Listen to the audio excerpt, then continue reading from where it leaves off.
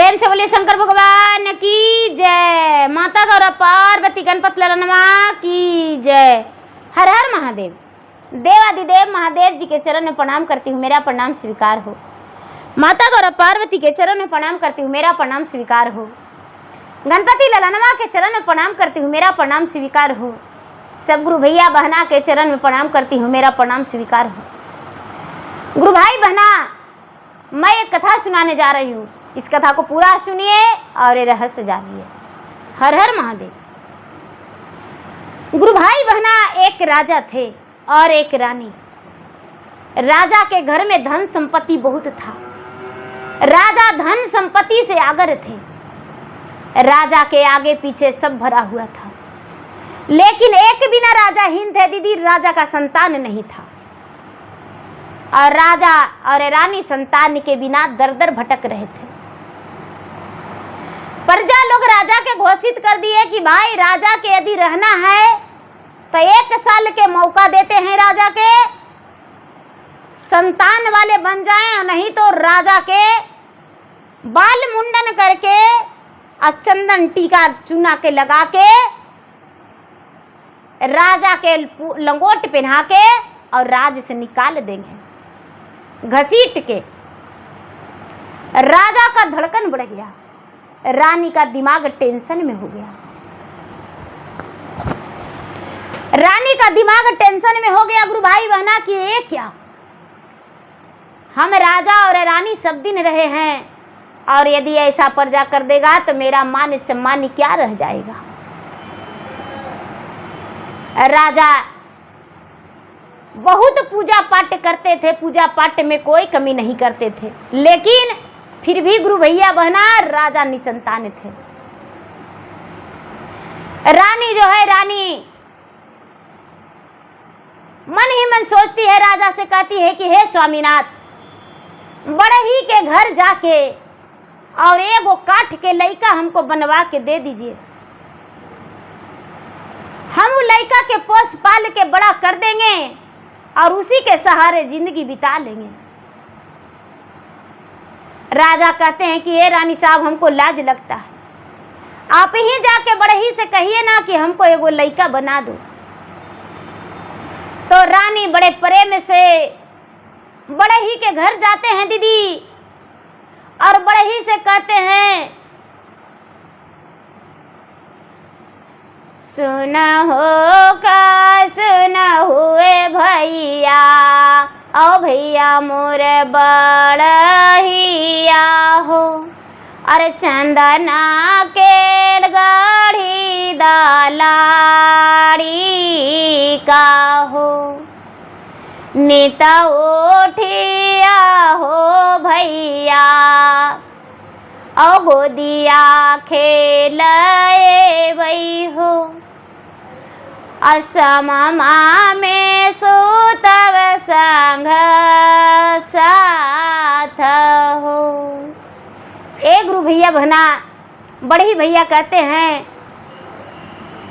चंदना लकड़ी आए रानी, आ चिकन नाही होए तो जी, अरे चली जाहू सोंदरा के घर जी, सोंदरा जे भई आए रानी, आ सोना में के गढ़तन जी, चमा चमा चमकत सूरत जी, नेता ही उठिए रानी, अगोद में खेलाई हाजी, असंजिया के सुतिहा संगे साथ जी।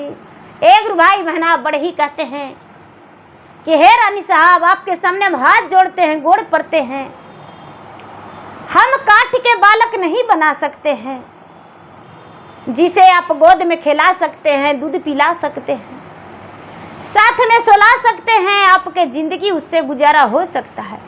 जाइए आप सोनार के पास जाइए और सोनार भैया सोना के गढ़ देंगे, बड़ा सुंदर सुंदर बालक गढ़ देंगे, चमचम चमकेगा, उसी के साथ जिंदगी बिता लीजिएगा। बेचारी रानी सोनार के पास जाती है दीदी, और सुंदरा से कहती है, सुनियो मेला मोरा भैया सोनरवा भैया, सुन में के बल का देहू गाढ़ी जी, भोरे उठिए भैया गोद में खेलाए जी, संझिया के सुतवै संगे साथ जी। एक गुरु भैया बहना सोनार है जो कहता है कि हे रानी साहब, हम हाथ जोड़ते हैं, गोड़ पड़ते हैं, हम विनती करते हैं, ये हमसे नहीं होगा। हम कैसे सोना के गढ़ देंगे जिससे आप गोद में खिलाएंगे, दूध पिलाएंगे और आप उसके साथ जीवन भर बिताएंगे? नहीं, मुझसे नहीं होगा। जाइए, यहाँ के जो लोहार है, लोहा के बड़ी सुंदर सुंदर बच्चा बनाता है। लोहा के देखते हैं चौखट, केवाड़ी, सुंदर सुंदर सामान बना के धर देता है। वो सिरज के बना देगा एकदम सुंदर सा पुतला, वो दे देगा। रानी का भरोसा हो गया कि लोहार जरूर दे देगा। लोहार के पास रानी गई और लोहरा से कहती है, सुनहु का सुनहु भैया लोहरवा भैया, अरे लोहरा लोहवे के बल का गढ़ी देहू जी, भोरे उठिए भैया गोद में खेलाए भई जी, संझिया के सुतवै संग साथ जी। बेचारा लोहार सोचता है कि हे भगवान, ये रानी पागल हो गई है, लोहा के बालक कैसे हो सकता है? लोहा के बालक कैसे कर सकते हैं हम? ये पगला गई है। बेचारा लोहार कहता है कि रानी साहब, लोहा के बालक कहीं देखे हैं? अरे कुम्हार के घर जाइए, कुम्हार चाक पर बनाता है, आपके लिए सुंदर बालक बना देगा। और कुम्हार के घर जाइएगा, बालक बना के दे देगा, और बालक के आप जीवन भर गोद में खिलाइएगा, तेल लगाइएगा। एक गुरु भैया बहना, रानी जो है, रानी क्या करती है कि कुम्हार के पास जाती है, और जाके कुम्हार के दरवाजे पर बैठ के और कुम्हार से कहती है, सुनियो मेले हो मारा भैया कुम्हारवा भैया, अरे मटिए के बल का गढ़ी देहू जी, भोरे उठिए भैया गोदा में खेलाए वै जी, संझिया के सुतवै संग साथ जी। कुम्हार कहता है कि अरे पागल हो गई है रानी साहब, आपको अक्ल नहीं है? अरे मट्टी के हड़िया बना देंगे, तावा बना देंगे, खपड़ा बना देंगे, मट्टी का दिया बना देंगे, लेकिन मट्टी का बालक नहीं बना सकते हैं। मट्टी का बालक हम कैसे बनाएंगे? नहीं रानी साहब, हम गोड़ पड़ते हाथ जोड़ते हैं, आप घर चले जाइए, हम मट्टी का नहीं बना सकते हैं। एक गुरु भाई बहना, रानी निराश होके और वहां से चल दी। चलते चलते रास्ते में एक वृक्ष, बहुत बड़ा पाकड़ के वृक्ष था, और पाकड़ के वृक्ष पर एक बिलारिन रहती थी, जो बिल्ली रहती है, बिल्ली। और एक कौवा एक कौवी। तो बेचारी रनिया पकड़िया के पेड़वा के पास जाके रोने लगी। जो तोता मैना पक्षी जितना था जो सब चाव चाव चाव चाव कर रहा था, सबके आवाज सुन के रानी रोने लगी। तो बिलरिया है जो कहती है कि अरे बाप रे कितना सुंदर रानी है, 16 श्रृंगार बत्ती सबरन जड़ा हुआ है। बाप रे इसका साड़ी तो लगता है कि लाखों का है, गला में हार लगता है कितना सुंदर है। हे भगवान, ये काहे लागी रो रही, इसको क्या कमी है? अरे हम लोग तो एगो बिलारिन हैं, खाए पिए लगी ढरकते हैं, जिसके दुआरी जाते हैं वही मार देता है डंडा से। कोई कहता है मेरा भात जुठा दिया, कोई कहता है रोटी जुठा दिया, कोई कुछ तो ढनक के जीवन व्यतीत करते हैं। लेकिन ये रनिया काहे लागी रो रही है? बिलारवा कहता है कि अरे तू नहीं जानती हो, ये रानी बांझ है और सबसे हार थक के आई है। लोहार के घर गई, बढ़ई के घर गई, सोनार के घर गई, कुम्हार के घर गई, लेकिन कोई इसे बालक बना के नहीं दिया। हार थक के आ गई है, इसको कोई बच्चा नहीं दिया बना के। अब जा रही है प्राण देने। ईरनिया आज है गंगा जी में डूबी लगा के मर जाएगी। कौआ डांव डांव, कौआ कौवी दोनों डांव डांव करने लगा कि हाय रे हाय, इतना कैसे होगा? यदि हमको बच्चा लेता तो हम दे देते, हमको बच्चा लेता तो हम दे देते। जे रनिया हमको बचवा लेगा। बिलरनिया के बोली कौआ कि ए तू अपना बच्चा दे दो ना इसको। अपना बच्चा यदि दे देगी ना तो अपना ये बच्चा समझ के लेके चल जाएगी और इसको अपना बेटा बेटी मान के आई पोसेगी। बिलरनिया कहती है कि ता यही काम करेंगे ता, बाप रे इसी लगी हम पैदा किए हैं। हाँ अपने बचवा दे दो ना कौवी से। कौवी कहती है कि जब ऐसा बात है तो हम अपना बच्चा इसको दे देंगे। जाके कौवी बैठ गई रानी के आगे और डांव डांव करती है कि क्यों रो रही हो। रानी बोली कि चारों तरफ से हम उदास हैं, मेरा संतान नहीं है, इसीलिए हम उदास होकर और हम घर जा रहे हैं। बोली कि अरे भाई मेरा बच्चा लेगी, मेरा बच्चा पोसेगी। रनिया बोली कि भाई तू अपना बच्चा दे देगी तो तुम क्या करेगी? कौवा बोली कि जिसके कोठी में भर कोठी अनाज है उसको अन्न नहीं गिरेगा, अन्न से एक कोठी चाव से कोठी खाली हो जाएगा, एगो बच्चा से हमको बच्चा कम जाएगा। अरे ले जाओ मेरा एगो बच्चा। कौआ जो है कौवी एगो अपना बच्चा के दे दिया गुरु भाई बहना। रानी जो है, रानी कौआ के बच्चा के घर ले आई। कौआ के बच्चा के ले आई तो उसको दूध पिलाती है, सितुआ से भात खिलाती है, रोटी खिलाती है। धीरे धीरे धीरे कौआ बड़ा हो गया। जब कौआ बड़ा हो गया गुरु भाई बहना तो रानी से कहती है कि ये रानी साहब, एकदम आदमी की भाषा बोलने लगा कौआ।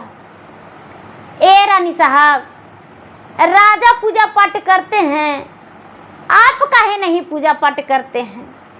आप भी पूजा पाठ करिए ना। रनिया बोली कि अरे क्या पूजा पाठ करें, राजा इतना पूजा पाठ करते हैं, तो बाल बच्चा होवे नहीं किया, हम पूजा पाठ करेंगे तो बाल बच्चा हो जाएगा। कौआ कहती है कौवा के बच्चा लड़का है कि ए रानी साहब पूजा पाठ करिए ना। चलिए। रानी सुबह उठ के स्नान करके और तैयार हुई तो कौआ बेचारा बगीचा से फल लाके दे दिया, बगीचा से फूल लाके दे दिया, बगीचा से बेलपत्र लाके दे दिया, थाली में सजा दिया कौआ और रानी के साथ कौआ चल गया। तो रानी पूजा पाठ कर ली और उसके बाद घर आ गई तो कौआ कहता है महादेव जी से कि हे महादेव जी, यदि रानी के संतान नहीं दीजिएगा ना तो अपना चोचवा से अखियाँ फोड़ देंगे। हमको चोच देखते हैं ना कितना मोटा है। अगर जो संतान रानी के नहीं हुआ तो अपना चोचवा से अखियाँ फोड़ देंगे, अंधेरा हो जाइएगा। कोई दुनिया में आपको नहीं पूछेगा, नहीं पूजेगा। हम रोज इतना कौआ के ले लावेंगे, इतना कौआ के ले लावेंगे कि एक एक चोट से आपका कपार फोड़ के बर्बाद कर देगा। आवाज के तो पत्ते नहीं रहेगा, नगर में घूमने लायक नहीं रहने देंगे।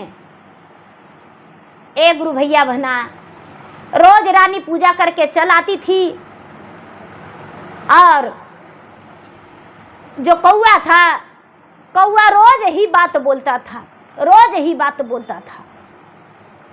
एक दिन के बात है कि शंकर भगवान कैलाश पर्वत पर बड़ी उदास बैठल थे, बहुत उदास, कि 3 महीना से रानी कौआ पूजा कर रही है और कौआ जो है कहता है चोच मार के, लोल मार के और पूरा माथा कपार फोड़ देंगे, आंख फोड़ देंगे। यदि कौआ लोल मार देगा, कौआ माथा नोच के खा जाएगा तो हम तीनों लोक में घूमेंगे कैसे? ये तो बहुत बड़ा विपत हमको पर आ गया है। नारद मुनि पहुंचे, नारायण नारायण नारायण करते करते जब शंकर भगवान को उदास देखे तो कहते हैं कि महाराज क्या बात है, बड़े उदास मन से बैठे हुए हैं, क्या बात है? शंकर भगवान कहते हैं कि क्या बताऊं नारद, पृथ्वी पे एक कौआ है और उसको रानी पोसी है और 3 महीना से लगातार कौआ अपने रानी के साथ पूजा करने आता है।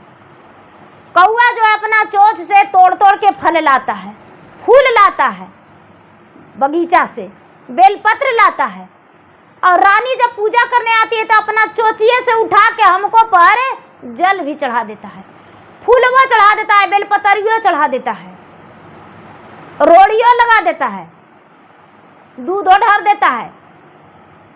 लेकिन जब रनिया पूजवा करके चल जाती है ना तो चोचवा धीराती है कि हे महादेव, रनिया के यदि संतान नहीं दिए तो मार के चोच से पहले दोनों आंख फोड़ देंगे और उसके बाद पूरा मथवा फोड़ देंगे, चोचवा से मार मार के लाखों कौआ मंदिरवा में ले लावेंगे। यदि कौआ माथा फोड़ देगा, वखिया फोड़ देगा तो हम क्या करेंगे? नारद जी कहते हैं कि तो महाराज उसको एगो संतान दे दीजिए। कहते हैं कि तो कैसे संतान दे दे, राजा के तो संताने नहीं है, लिखल है राजा निर्वंश है, तो संतान कैसे दे देंगे? संतान हम नहीं दे सकते हैं। शंकर भगवान के बात सुन के नारद जी चले गए ब्रह्मा जी के पास, बड़ा उदास मन से बैठ गए।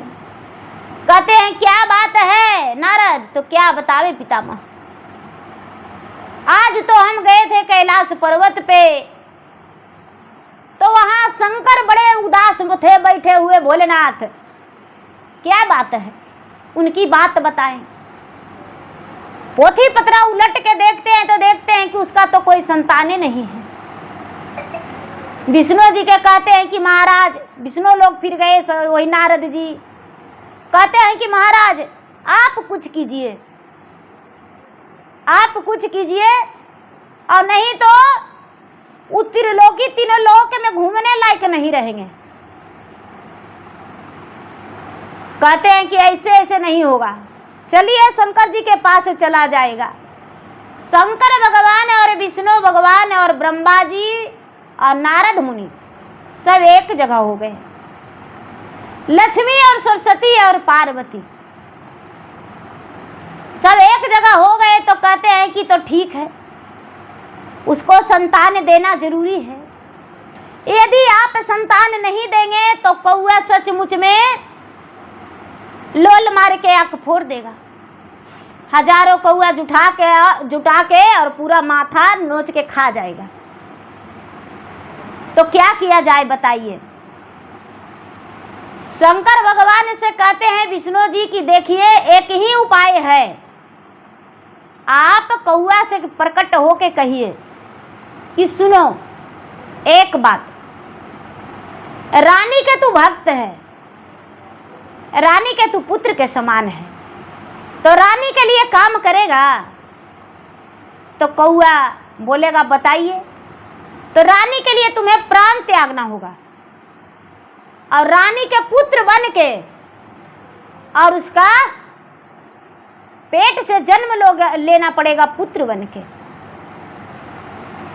क्या तुम ऐसा कर सकते हो? अपना जीवन त्याग सकते हो? शंकर भगवान कहते हैं कि अच्छा, यही एगो उपाय अच्छा है। यदि कौआ तैयार हो जाएगा तो हम ये काम कर देंगे। विष्णु भगवान बोले कि तुरंत हो जाएगा। अरे मेरा हाथ का बाएं हाथ का खेला है, मिटा देना है और बना देना, हम ही काम कर देंगे। शंकर भगवान जब रानी पूजा करने के लिए मंदिर में आई दीदी, तो शंकर भगवान हुआ प्रकट हो गए। रानी पूजा करके गई तो कौआ वैसी करने लगा।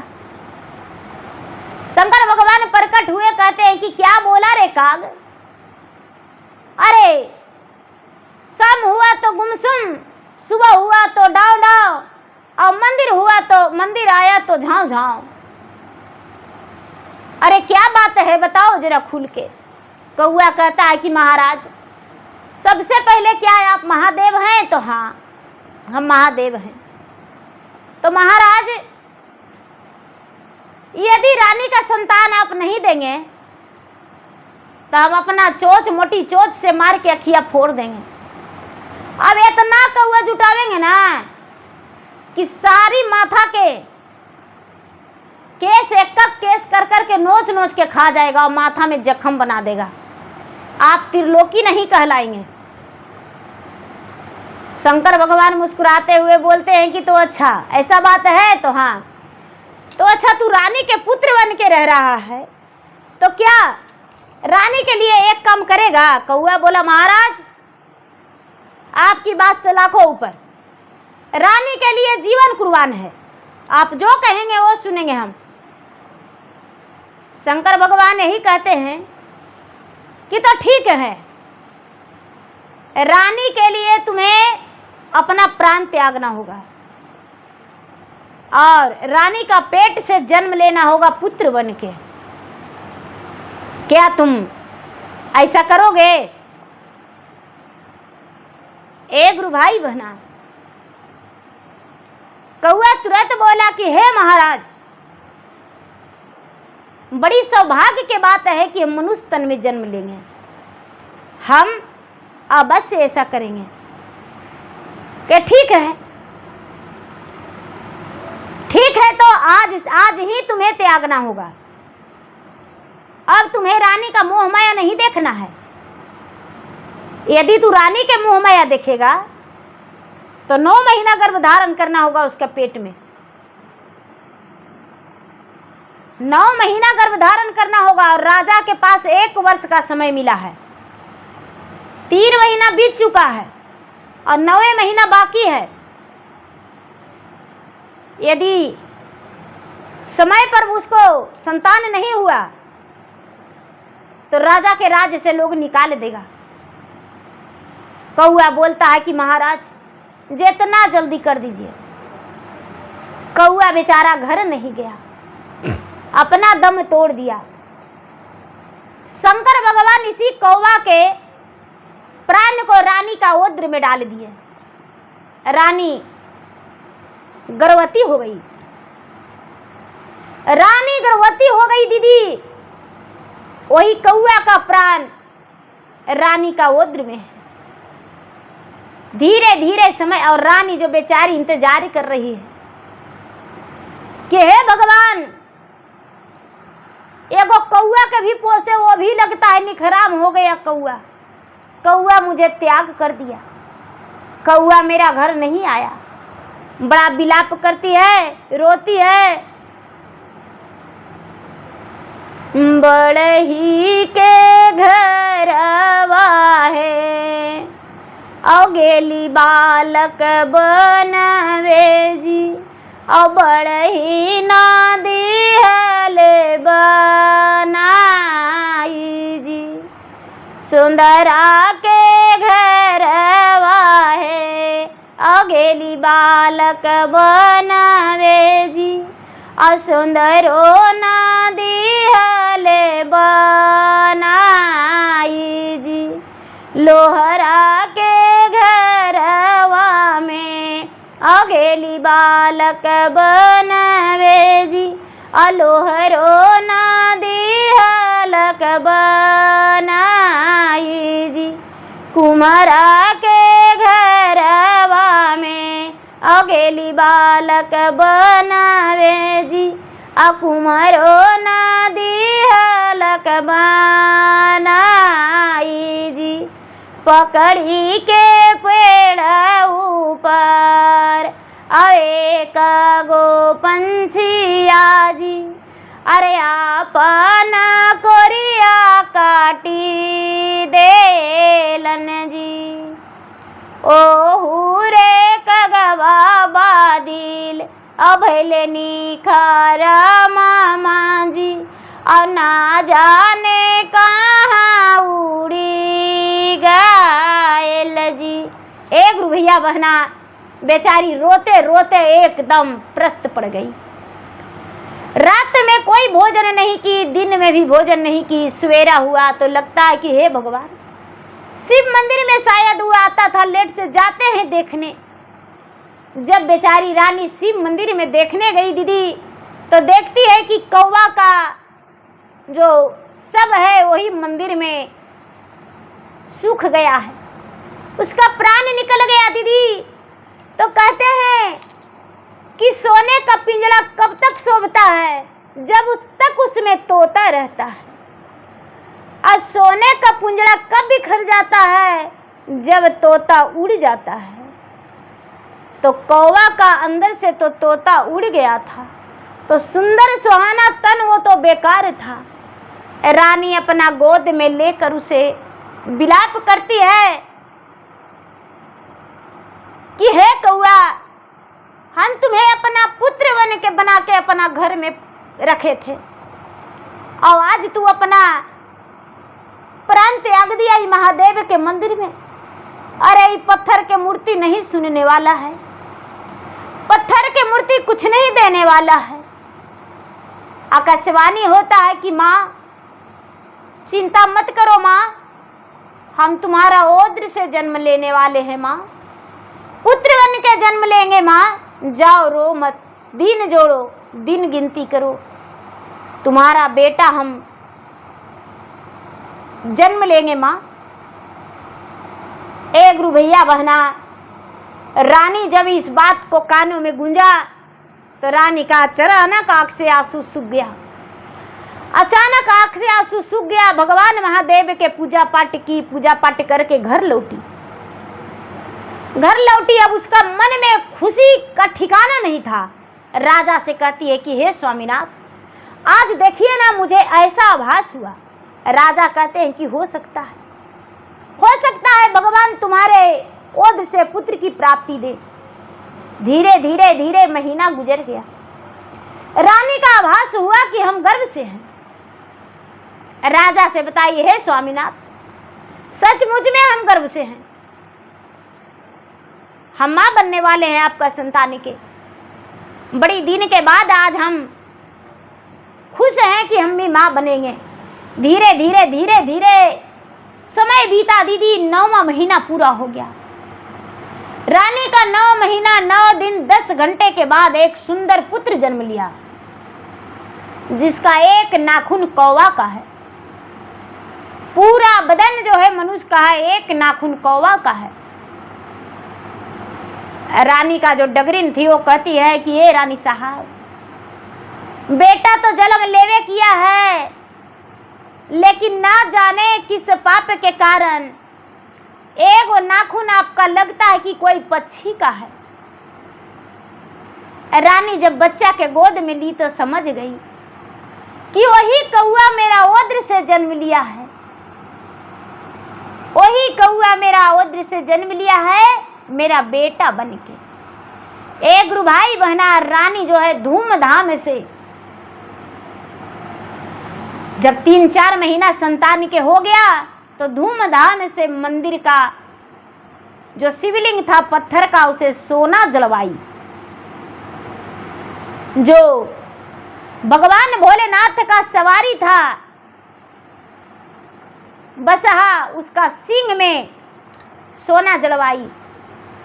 माता गौरी का मांग में हीरा रतन लगवाई और मंदिर के पास रानी भंडारा करवाई।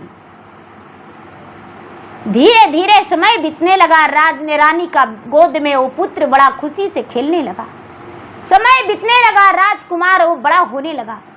बड़ा होते होते होते होते होते होते होते होते बहुत बड़ा हो गया। जब 16 वर्ष का हो गया, 16 वर्ष का हो गया गुरु भाई बहना, तो एक राजा की बेटी थी। उसका एक अंगूठी था, जो अंगूठी तालाब में गिर गया था स्नान करते समय। राजा पूरे नगर में ढिढोरा पिटवा दिए थे, कई नगर में, कि भाई जो मेरा बेटी का अंगूठी खोज कर दे देगा उसका ब्याह हम अपना बेटी के साथ कर देंगे।